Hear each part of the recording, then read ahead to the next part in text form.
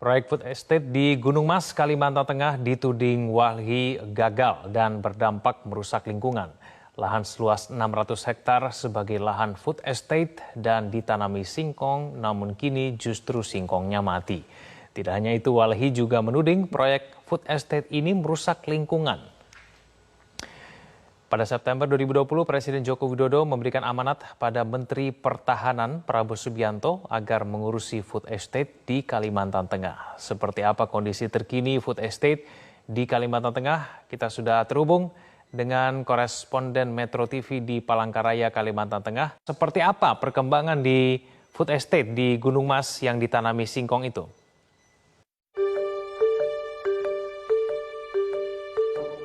Tahun lalu, pemerintah mencanangkan ambisi untuk meningkatkan produksi pangan. Setelah PBB memperingatkan bahwa akan terjadi kelangkaan pangan karena pandemi. Para pegiat lingkungan khawatir bahwa itu akan memperparah deforestasi. Tapi Kementerian Lingkungan Hidup dan Kehutanan ngotot bahwa hutan Indonesia tetap aman. Lantas, apa yang sebenarnya terjadi? Semua berubah dalam hitungan bulan. Kementerian Pertahanan merambah hutan di Kalimantan. Pemerintah juga melucuti peraturan yang melindungi hak-hak masyarakat dan lingkungan. Pemerintah membuat peraturan baru. Kini berjuta-juta hektar lahan hutan boleh dibabat demi program lumbung pangan ini. Presiden Joko Widodo lalu mendapuk Menteri Pertahanan Prabowo Subianto, mantan rivalnya, untuk memegang posisi kunci dalam program ini. Prabowo bergerak cepat mematangkan rencana menanam 1 juta hektar lahan singkong di seluruh Indonesia. Tapi, kenapa singkong? Kemhan mau mengganti tepung impor dengan tepung singkong produksi lokal untuk produksi mie. Nah, masalahnya, menurut banyak kajian, termasuk dari Bank Dunia, program ini tidak mampu menjadi solusi kelangkaan pangan di Indonesia. Banyak orang yang sulit mendapatkan makanan atau gizi yang cukup. Makanan mahal karena ongkos produksi yang tinggi, masyarakat juga sulit memperoleh makanan bergizi seperti sayur dan buah. Masalah ini tidak bisa diselesaikan hanya dengan membebat hutan untuk menanam singkong seperti rencana Kemhan. Target pertama Kemhan adalah hutan hujan di Gunung Mas, Kalimantan Tengah. Pembabatan hutan di sana sudah terjadi sejak November 2020. Ini hanya beberapa minggu setelah aturan yang mendukung program lumbung pangan dibuat. Nah, hal ini berpotensi melanggar aturan yang bahkan sudah dirampingkan. Tapi Kemhan membantah telah melanggar aturan itu.